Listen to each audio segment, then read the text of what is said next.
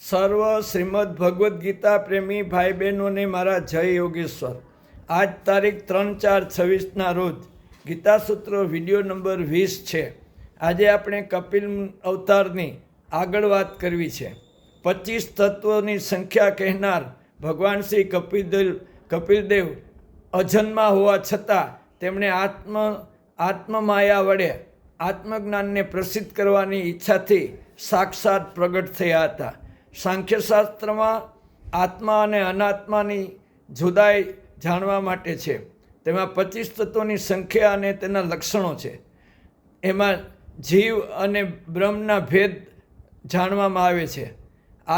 આ બે ક્રિયાઓ કહી છે. બંધને પામે તે જીવ અને બંધને ન પામે તે બ્રહ્મ. પ્રકૃતિ સંસ્થાનનું કારણ છે, જ્યારે મુક્તિ આ કારણ આત્માનું છે, પુરુષનું છે. સાંખ્ય સિદ્ધાંતનો આ જ સાર છે.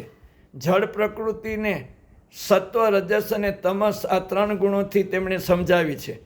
કપિલ મુનિએ 25 તત્વોની સમજૂતી આપતા કહ્યું છે, એક આત્મા વત્તા એક પ્રકૃતિ એટલે 2 વત્તા મહત એટલે બુદ્ધિ વત્તા અહંકાર વત્તા મન એટલે એમ 2 વત્તા 3 એટલે 5, 5 કર્મેન્દ્રિય વત્તા 5 જ્ઞાનેન્દ્રિય વત્તા 5 તન્માત્ર એટલે 20, 5 મહાભૂત એટલે 25.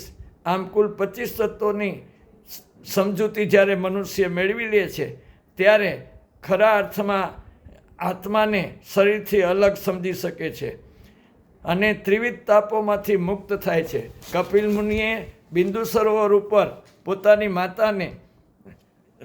માતા દેવહૂતિને પ્રકૃતિ અને પુરુષનો આ ભેદ સમજાવ્યો હતો.